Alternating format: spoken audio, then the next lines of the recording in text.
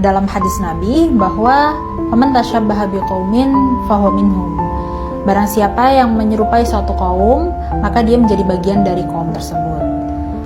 Dalam hadis Nabi juga ada larangan secara khusus yang mana laki-laki dilarang untuk bersikap ataupun menyamai seperti perempuan, begitu pula sebaliknya.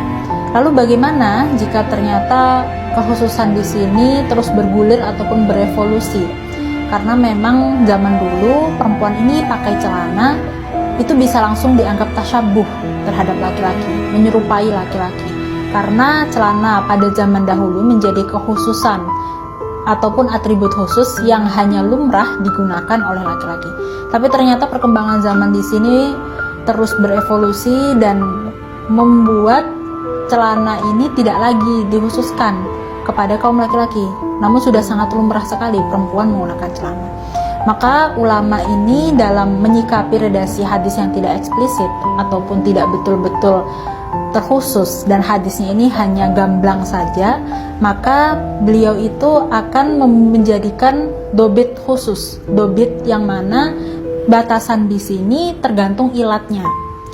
Jika misalnya memang ilatnya itu adalah tasyabuh, tasbih penyerupaan, dan ternyata barang yang diserupakan ini sudah berganti, tidak lagi menjadi kekhususan suatu kaum ataupun kekhususan laki-laki, maka hal tersebut hukumnya berganti pula. Oleh sebab itu dalam kitab Mufassal juz 3, kitab Mufassal juz 3 halaman 343, di sini ulama menyebutkan bahwa perempuan diperbolehkan lubsus sarawil, diperbolehkan memakai celana yang mana celana ini tidak dikhususkan untuk laki-laki. Jadi karena model celana ini banyak, maka perempuan diperbolehkan lubsus sarawil, menggunakan celana yang mana asal celananya bukan celana yang dikhususkan ataupun modelnya untuk laki-laki. Tunjukkan bahwa ketika ilatnya berubah, maka hukumnya bisa saja berubah.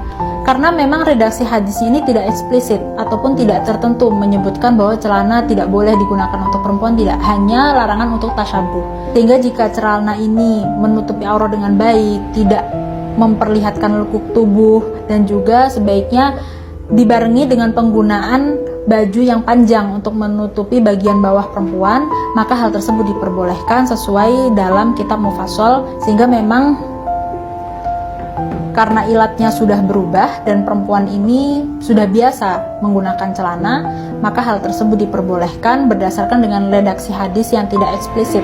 Redaksi hadis yang tidak tertentu, maka ulama akan menjadikan batasan-batasannya itu sesuai ilat yang berlaku.